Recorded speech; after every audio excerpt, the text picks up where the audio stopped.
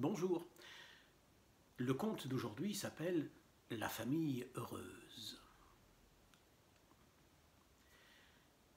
La plus grande feuille verte de ce pays, c'est certainement la feuille de pétasite.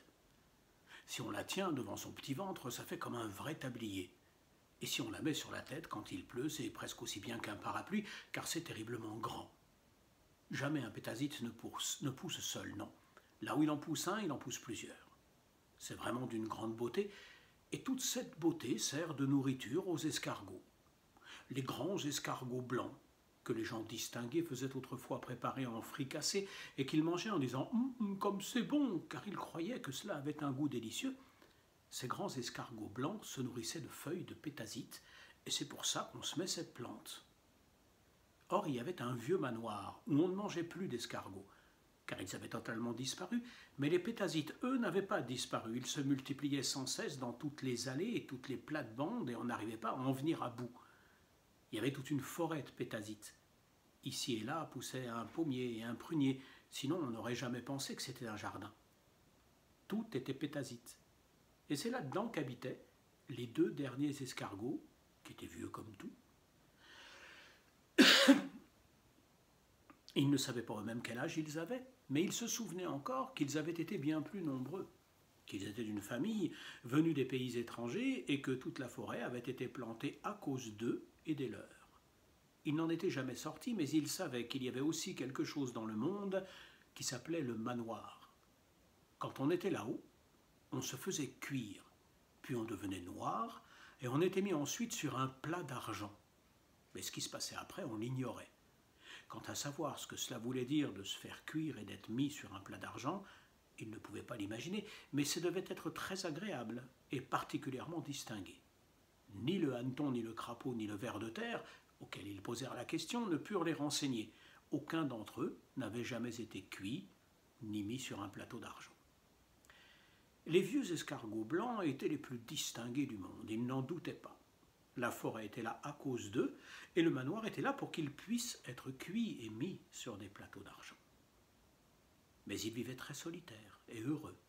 Et comme ils n'avaient pas eu d'enfants eux-mêmes, ils avaient recueilli un petit escargot ordinaire qu'ils élevaient comme ils auraient fait de leur propre fils. Mais le petit ne voulait pas grandir, car il était d'une espèce ordinaire. Mais les vieux, surtout la mère escargot, avait tout de même l'impression qu'il grossissait, et elle demanda au père, s'il ne le voyait pas, de bien vouloir au moins tâter la petite coquille. Il la tâta, et il trouva que la mère avait raison. Un jour, il eut une forte pluie. « Écoute comme ça tambourine sur les pétasites, boum, badaboum, boum, boum » dit le père escargot. « Il y a des gouttes qui tombent » dit la mère escargot, « elles coulent le long de la tige, tu vas voir que ça va tout mouiller. Je suis contente que nous ayons une bonne coquille et que le petit ait aussi la sienne. Nous avons été mieux servis que toutes les autres créatures. On voit bien que nous sommes les maîtres du monde. Nous avons une maison sur notre dos dès la naissance. Et la forêt de pétasites a été semée à cause de nous. Je serais bien curieuse, de savoir jusqu'où elle s'étend. Est-ce qu'il y a au dehors ? Il n'y a rien au dehors, dit le père escargot. Il ne peut pas y avoir d'endroit meilleur que chez nous. Et je n'ai rien à désirer. Si, dit la mère, j'aimerais bien aller au manoir, être cuite et mise sur un plat d'argent. Tous nos ancêtres sont passés par là, crois-moi, c'est quelque chose de bien particulier. Il se pourrait bien que le manoir soit en ruine, dit le père escargot, ou que la forêt de pétasites l'ait recouvert, si bien que les hommes ne peuvent pas en sortir. Il n'y a donc pas de raison de se hâter, mais tu es toujours tellement pressé, et le petit commence à l'être aussi. Cela ne fait-il pas 3 jours qu'il est en train de grimper à cette tige? J'en ai mal à la tête quand je le regarde là-haut. Il ne faut pas te fâcher, dit la mère escargot, il grimpe très posément, il nous donnera certainement des satisfactions, et quand on est vieux comme nous, on n'a pas d'autre raison de vivre. Mais as-tu déjà réfléchi à cette question? Où lui trouverons-nous une femme? Ne crois-tu pas que très loin, à l'intérieur de la forêt de pétasites, il pourrait y avoir quelqu'un de la même espèce que nous? Je crois bien qu'il y a des escargots noirs, dit le vieux, des escargots noirs sans coquille, mais tellement vulgaires, et ils sont pleins de prétentions. Mais nous pourrions charger les fourmis de cette mission. Elles courent en tous sens, comme si elles avaient quelque chose à faire. Elles sauront certainement où trouver une femme pour notre petit escargot.